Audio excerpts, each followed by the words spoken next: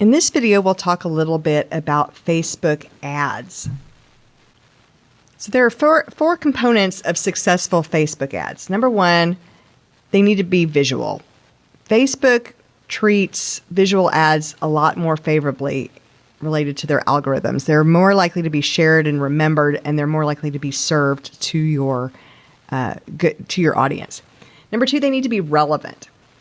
So Facebook launched a feature back in February of 2015 that rates your ads and assigns a relevant score to them.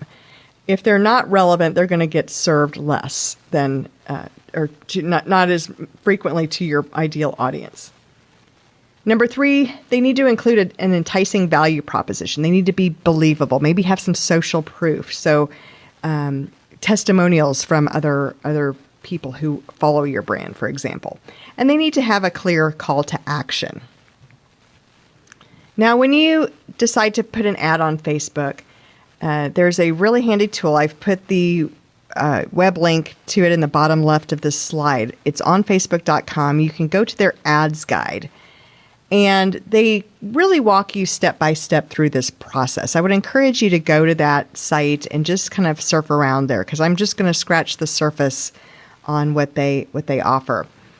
But the first thing that they have you do is decide what your objectives are. Now, I think this is awesome because a lot of people just want to launch into advertising without really thinking about what their goals are for their advertising. So do you have an app that you want your followers to install? Do you want to just build brand awareness? You want people to know that your product or service exists? Do you want conversions? So do you want to actually make a sale from the ad? Or do you just want engagement? You want people to like or post or share?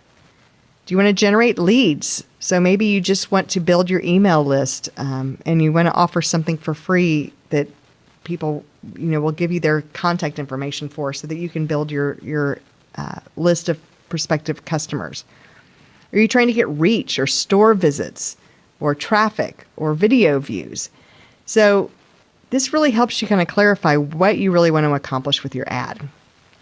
Now, on the left side of this slide, I've kind of drilled down into what you see when you click on engagement, for example. So say your objective is engagement. We've talked about engagement in previous videos. So what type of engagement do you want? Are you going to post a Facebook photo, Facebook video, Facebook text? Do you want page likes? Do you want responses to an event? Or is it an Instagram ad? Because Facebook, as we know, owns Instagram. So it really helps you drill down into what type of objective you want to have and what you can accomplish within that objective. So when you drill down again, you can kind of look at this is kind of from a different page on that site, but you can look at the different phases of decision making that a customer goes through in their journey to make a purchase. First of all, you want them to be aware of your brand. Then you want them to consider your brand when they're trying to decide between other brand options. And then ultimately you want them to convert, a conversion to make a purchase. So this kind of shows you how if you want to really just build awareness of your brand, then brand awareness or reach might be your best objectives. If you're wanting them to consider your brand, then traffic, engagement, app installs, video views, and lead generation would be some of the objectives you'd want to focus on. And if you really want them to make a purchase at this point, then conversions, product catalog sales, store visits, and things like that will be your objectives. So they really make it easy for you to think about how you want to go about it. Now, in terms of where you can place an ad on Facebook, these are some examples. The image on the left shows you Facebook desktop and mobile. They can be either kind of in your news feed, as this is, or on the sidebar, or this is what it would look like in a mobile environment. And then Instagram as well, Instagram mobile. So let's take a look at what a mobile newsfeed ad might look like. So here's an example of one for Jasper's Market. And you can see the numbers here on the left correspond with these descriptions on the right. So first you have your social information. It shows, people will see if their friends have engaged with your business. So it might say that, your friend has liked Jasper's Market, or your friend follows Jasper's Market. It includes the business name. So you want to always display that prominently. And then part 3 shows some text, like some headline text that would grab interest and make people want to know more, especially specifically about what you're advertising. And then part 4 would be a compelling image or video that would draw people's attention and encourage them to engage with your ad. And then step 5, part 5, is the call to action. So here they've used a learn more button, but that can be customizable to encourage people to click it. So here's a great example of a mobile newsfeed ad. What makes this great is that it's visual. That cartoon image really gets your attention. It's very quirky. It's also relevant. If you're in your 20s and if you work in healthcare, this would be a very relevant ad to read. It appears like it's a native post, so native advertising, which we've talked about before, because it promotes an article in your news feed. So you can notice that it says sponsored under New York Times, but it also shows some of your friends in your social network who have liked the New York Times. So it has that social proof to it. So it makes it look like a news feed piece when really it is, in fact, an ad. That's the definition of native advertising. It also includes an enticing value proposition. The ad shows which Facebook friends have liked it, so that social proof again. And it has a clear call to action. It's dedicated to increasing the page's likes, and by asking the question in the ad, it's more likely to elicit a response. So notice it says, if you had just one piece of health advice for people in their 20s, what would it be? They don't try to answer their own question. They leave it out there, and you can see that they've already received 590 comments, 1.2 thousand shares, and 4.9 thousand either likes, loves, or hates. So they've generated a great deal of engagement from that. So now this is what that Jaspers ad might look like if it was placed in the desktop newsfeed. Again, you still have the social information where you can see whether your friends have engaged with the business or not. Then your business name, Jaspers Market, clearly and prominently displayed. And then your headline to grab interest. And then images and videos, a very compelling image that draws you in. And again, the call to action to learn more. So very much the same as the mobile ad we showed, but just in a little bit different format. Notice how it gives you the option to like Jaspers' page, but also to learn more.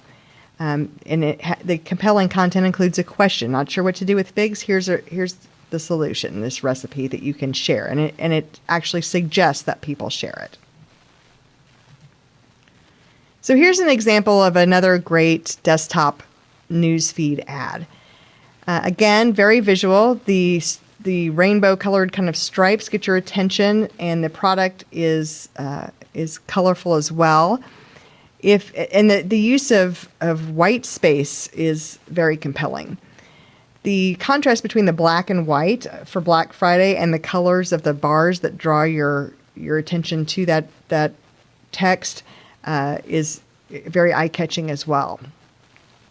If you're a cat owner, this ad is extremely relevant. It's tailored to your needs.